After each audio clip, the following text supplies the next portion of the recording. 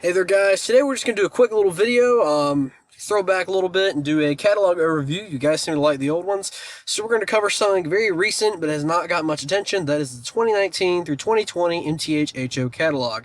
There's a lot of really cool stuff in here. So of course there's the overview, so there's your spoilers. We're just going to dive right onto the goods.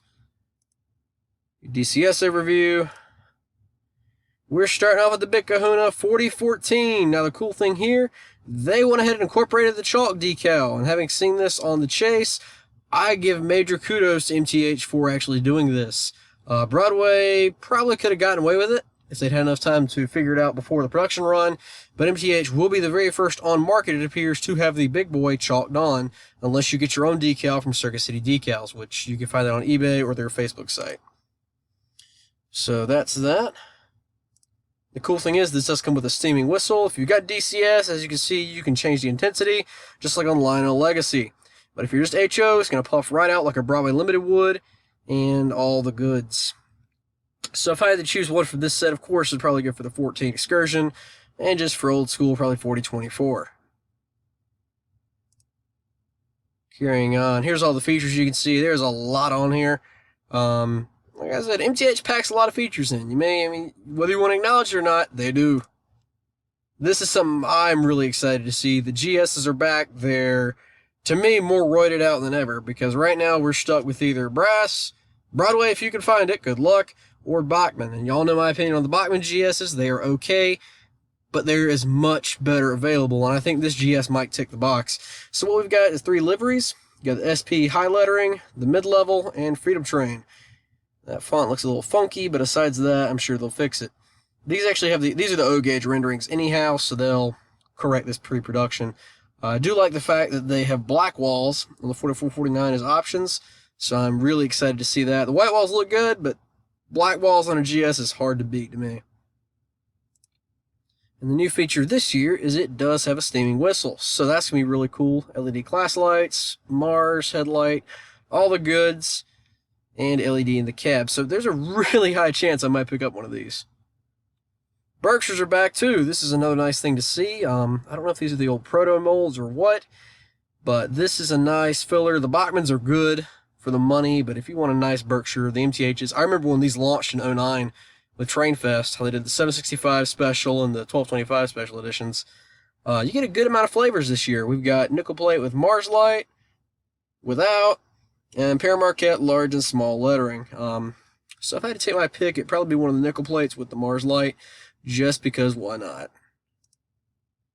Rolling on the Penske H10s, these are nice little engines. Broadway and MTH kind of coincided the releases, so you've got your fair pick on those two.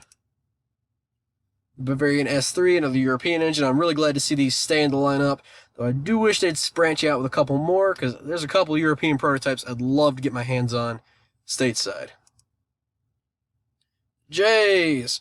I've had a love-hate with these J's. They're really nice, but I haven't seen 611 as long as I have, and the model 1 or 2 times, it just looks a little chunky for what you're paying. To me, the best proportion model is the Broadway, the most affordable being the Bachmann, but these are really nice. You've got 2 options this year, 603 and 607, both with the spoked front pilot. That's a really nice touch. AC6, I've always wanted one of these. That's another on the to want list, but for the price tag, that's entering Broadway Challenger or even big boy territory used. So, always keep your options open. But really would like to grab one of those one day. This is the big ticket item for the year, which is ironic. We all know in HO, these things plagued the market forever. Then when Bush passed, it was a race to the top to see who could get the highest dollar. And I think the most expensive one I saw was like $700 for a Genesis or $500 ballpark for an MTH. So these are out. The really cool thing is the O-gauge model actually had announcements and audio from the funeral that day, and I think that's a really cool touch by MTH. Regardless of political views, guys, if you were here to see it, we saw history in the form of a funeral train and people literally lining the tracks to see this and the president pass. In lieu of that, the cool thing, I think, is they have actually produced the casket car, or the baggage car with the casket and the open sides. They've done this in O-Gauge and Premier and Rail King, and I'm really glad to see them produce this. And I know all the UP guys are going, oh, it's missing a truck. Yes, we get that, but at the same time, there's something a little more important than a truck right here, and I think this is an awesome touch. The only time you could get this perfect otherwise was have someone custom do it. And the fact MTH is bringing this to market, and I assume it's going to have interior lighting and all the details, that's really cool in my book, and especially for $100. I mean, I've already got the Walthers baggage on order. I'm paying $80 for that with no lighting. It's not a bad deal. Carrying on, we have two more aces. We have the 1943 and the 1111 powered by our people. And of course, this is very controversial with all the UP shop closings and layoffs. Not the best timing, but that locomotive is coming too. And of course, we have the name train with the Spirit Union Pacific. These are all really nice and pretty affordable cars. Aftermarket, you'll pay about $20, so that's not bad. This, I'm really glad to see MTH jump the gun and get this one out. They've had the O-gauge model out for a little bit, or at least announced the catalog renderings, so all they had to do was really graft it onto the HO chassis. So I've got a feeling MTH might be the first to market with this train. Unless Athearn proves me wrong, let's see what happens. But you've got all the branches of military and a caboose. I think this is really neat. And there's your more schematics on the 70 Aces. Gevos, I actually do have this one in order, so stay tuned when it does ship.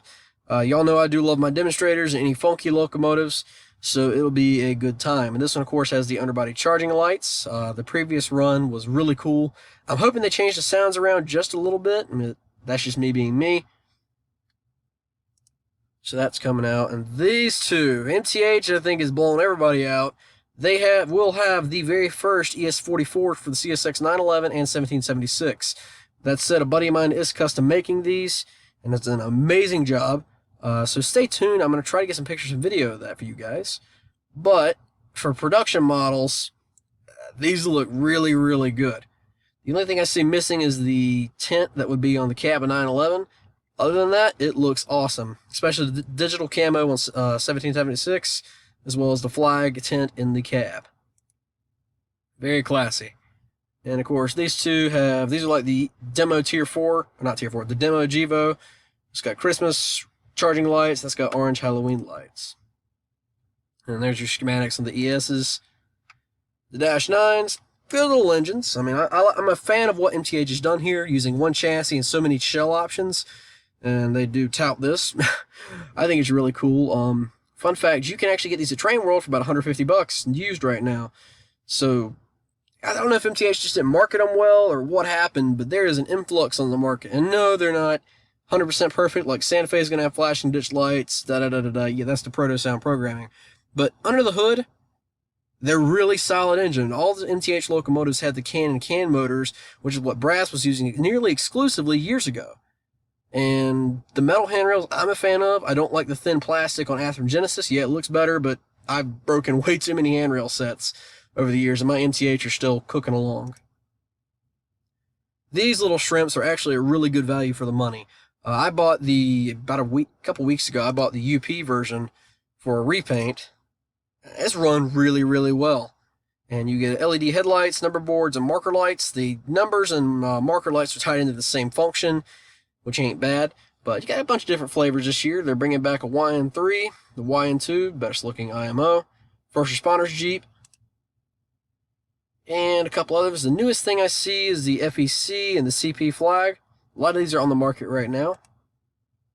Of course, you have the subway cars. These have MTH's. I believe MTH is the only main company to do these in plastic. I could be dead wrong on that, but I think I'm about right. All right, so for rolling stock, here's what we have. This is the basic leaflet overlay. So we got some Woodside reefers, a couple nice pieces here. If I picked up anything, it would probably be a PFE, one of the SP or UP variants. So that'd be pretty cool. 55-ton hoppers. These are making a return to the lineup. Nothing really jumps out at me here, but these are all nicely well done. The 40-footers, these are good, cheap cars for the money. I've got the Pullman Standard 50,000th car. That's a nice piece. And again, once you get a dealer discount, it's about $20. So you're not paying, it's not that bad. And you're getting metal wheels and KD couplers. So not a bad car by any stretch. Here's little ore cars. 60-foot wood decks. I'm glad to see these make a return. These are really cool. The only downside is with these, and I hope they fix it, is these do have rotating bearing caps, but the wheels or the trucks are metal. And in some cases, they either put it on backwards or did some maintenance, and it would cause a short in the layout. So if you do get one of these, be careful. Again, really good deal for $30. You'll pay less than that at a dealer for a nice flat that is primed for loading. Moving over here, we have the steel cabooses. I've got the GE Evolution one. I mean, you've seen, if you haven't, the video's on my channel, so check it out. It matches my scale trains Tier 4 pretty well. Okay, rolling on along, we have the streamlined coaches. You got Lehigh Valley, Pennsylvania, nickel plate, NS and N&W flavors, as well as a full rack of daylight coaches, and these are all really nice. So moving along, we have UP. So we have a couple pieces here. Got Lackawanna, some Erie Lackawanna. Got a bunch of baggage cars, more N&W. One thing I am, while I'm over here, pleased to see is the Pelver Blue smooth side baggage car. I've never seen one of those in production, so that's a nice piece to me. And if you don't want the funeral train version of the UP flag car, MTH is getting in on the game and making the flag baggage. Now, I know it's not 100% perfect, but again, if you need one and you don't feel like paying for the Walthers, this will go down in price, and I'm pretty sure will come with lighting. So there you go. And of course, there's the Art Lockman for anyone doing the steam excursions. Moving along, here's the heavyweights. I've heard really good things about these cars. I've yet to get some to try them out, but I mean, for what you're getting in the box, you're getting with marker lights, the fencing. These are very well done, all the airlines. So if I had to pick, I'd probably get one of the older releases, the Pullman coaches, just to have some. Throw it in my mix. And we are at the end of the catalog, guys. All you got to hear is a little bit of real tracks. This is basically the Atlas True Track rebranded. Not a bad piece by any stretch. This is new. Scale tracks are branching into flex tracks, so that might be something to check into. See, it's Code 83, so I can only assume this is Atlas Code 83 brought out under the MTH name. And of course, you get a couple bridge kits and the crossing signal that's been around for a little bit. And on the last page, we have the club car, which is a Santa Fe with a steel side caboose. So not bad. There you have it, guys. That's the MTH 2019 to 2020 catalog. Overall, I think there's some really neat pieces in here. If the funds become available, I will definitely be getting some of that steam.